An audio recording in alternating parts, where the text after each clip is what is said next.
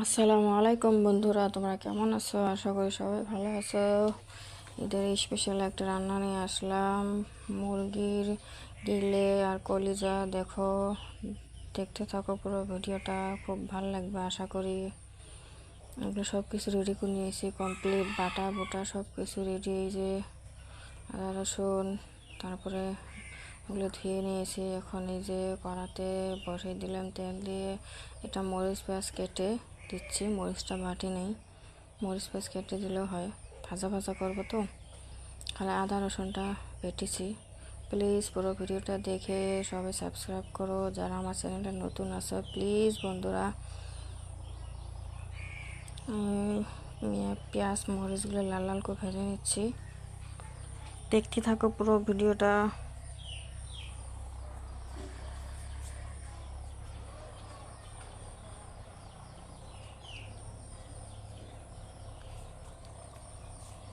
পেঁয়াজ দিচ্ছি 3টা, মরিচ দিচ্ছি, ধরো যা ঝাল যেরকম খাও ওরকম করে দিতে পারো। এই যে দিয়ে দিলাম হলুদ মরিচ গুঁড়ো, তারপরে মশলা গুঁড়ো, হলুদ গুঁড়ো। এখানে আদা রসুন আছে, ছোটো এলাচ, পেঁয়াজ দিছি এখানে একটা, পেঁয়াজ, লবণ।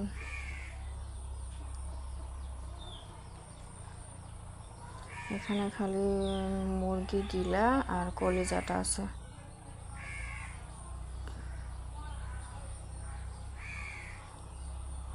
মেয়ে খেতে দারুণ পছন্দ করে খাবারটা, তার জন্য মেয়ের জন্য বেশি করে মাঝে মাঝে মেয়ের জন্য আনা হয়। ছোটো সবাই এগুলো বেশি ভালো পায়। এই যে আলু দিয়ে দিলাম, 2টা আলু কেটে দিলাম। মাংসের মধ্যে একটু আলু না দিলে ভালো লাগে না, আলুটা দিতেই হয়, আলুটা টেস্ট হয়।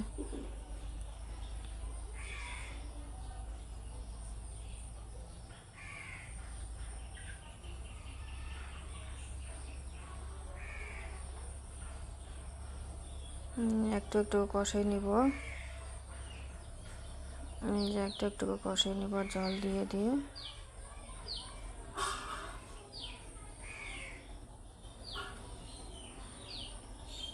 আদা রসুন পেস্টের মধ্যে ওখানে পানি দিলাম, মিক্সার মেশিনটাতেই টাবাটাত পানি দিয়ে ওটাই দিলাম। এই যে হয়ে গেছে, দেখেন একটু হয়ে গেছে প্রায়। এই যে কষানোটাও দারুণ সুন্দর হয়েছে, দেখো তোমরা।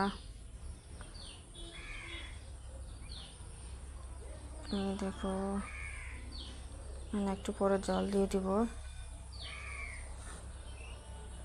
তরকারিটা দেখবেন বন্ধুরা, ভালো করে কষালে তাই টেস্ট হয়, ভালো করে কষে নিলে। এই যে এখন জল দিয়ে দিব।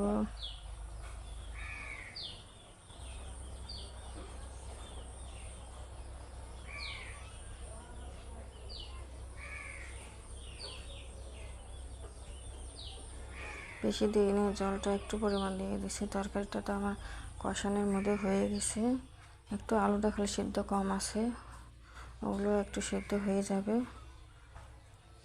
এই যে হয়ে গেছে, দেখছেন বন্ধুরা, দেখেন কত সুন্দর হয়ে গেছে।